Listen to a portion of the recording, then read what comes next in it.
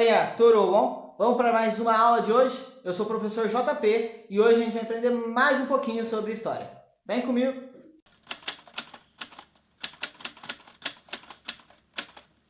Galerinha, tudo bom? No videozinho de hoje, então, nós vamos falar de uma figura muito marcante na história, recente, que é o Napoleão Bonaparte. Napoleão Bonaparte governou a França a partir de 1799. Ele é tido como um dos representantes, um dos herdeiros da Revolução Francesa, que 10 anos antes, em 1789, colocou fim na dinastia que governava então aquele país europeu.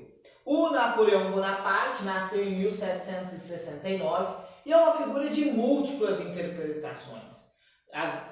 Dentro da história ele é tido por alguns desde herói até ditador. Ele era um militar e ele tinha feito várias campanhas, várias batalhas ali na França, batalhou contra os austríacos, batalhou também, lutou contra a Inglaterra. Então ele era conhecido em todo o território francês, era uma figura vista como um herói por uma parte significativa da população. E ele tinha um apoio da burguesia, que eram representantes também, que eram os herdeiros, alguns dos apoiadores da Revolução Francesa. Essa burguesia que acreditava numa ideologia mais liberal. Inicialmente, quando ele chega ao poder em 1799, através do golpe de 18 Brumário, um golpe de Estado, que ocorreu, apesar de chamar 18 Brumário, que seria, na verdade, o dia 9 de novembro de 1799. Ele chega ao poder através de um governo que era o consulado, que eram 3 cônsules, ou seja, eram 3 pessoas que governavam a França naquele momento. Em 1802, ele conquistou o título de cônsul vitalício. E o que seria esse cônsul vitalício? Ele ficaria então até o fim dos seus dias como um dos principais cônsules. O título de cônsul vitalício é importante a gente ter uma noção que ele permitiu que o Napoleão governasse a França por um longo período, permitiria que o Napoleão governasse a França por um longo período. Em 1804, ele foi então coroado como imperador. A França, que até então havia tido alguns desentendimentos com a Igreja Católica, no governo do Napoleão passa a reconstruir as suas relações com a Igreja Católica. O Papa, então, que era o Pio VII, foi chamado para a coroação do então novo imperador, o imperador dos imperadores, Napoleão Bonaparte, que foi realizado na Catedral de Notre Dame. E quebrando as tradições, algumas das tradições, ao ser coroado, Napoleão pega a coroa e se autocoroa, ao contrário de outros imperadores que eram coroados pelo Papa. Então, mostrando ali, respeito à igreja, convidei o Papa para a minha coroação, mas assim, quem vai colocar a coroa sou, no caso, eu mesmo. Napoleão, então, foi um desses líderes, que é tido como herói por muitos, ditador por tantos outros, que implementou na França um código civil napoleônico, que tinha como base ideais liberais. Ele fundou o Banco da França, ele criou o franco, que era uma moeda muito importante, e tentou normalizar as relações com a Igreja Católica da melhor forma possível. Em 1806, batendo de frente com a Inglaterra, ele criou o bloqueio continental, em que proibiu outros países europeus de realizar comércio com a Inglaterra, fosse compra ou venda de matérias-primas e produtos industrializados.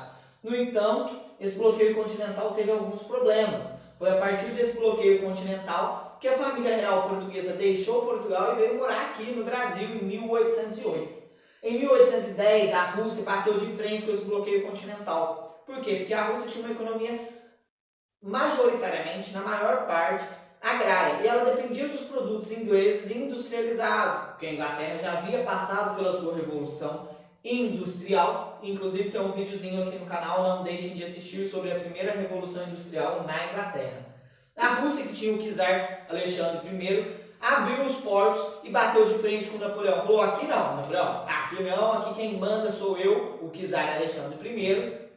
E Napoleão então falou assim, você vai abrir seus portos? Ok, se você quiser negociar com a Inglaterra, você pode negociar, mas eu vou invadir a Rússia, vou invadir o seu território. E ele então não só ameaçou, como começou a invasão. Em 1812, mais ou menos,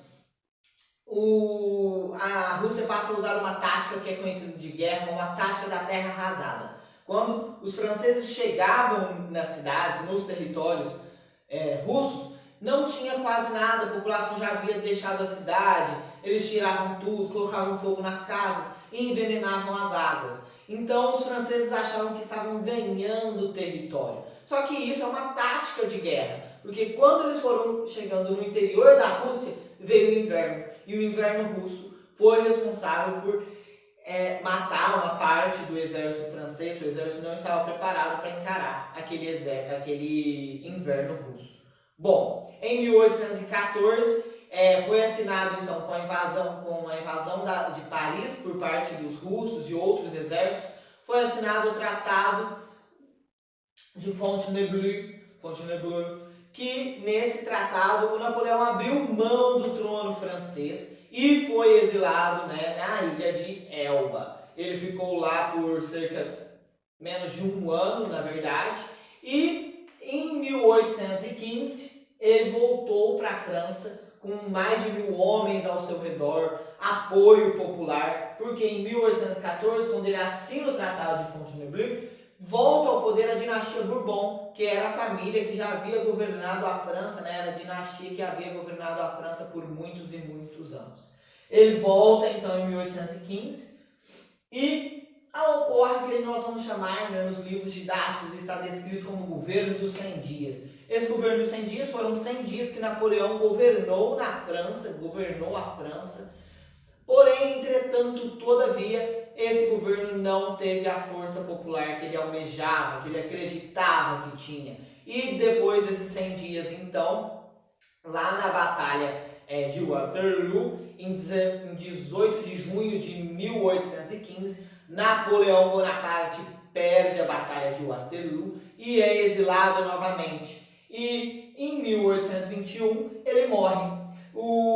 A morte dele, então, é cheia de lendas e muitas histórias em torno de ter morrido ou não, se ele foi assassinado ou não. Existem muitas teorias, de conspiração até sobre a morte de Napoleão.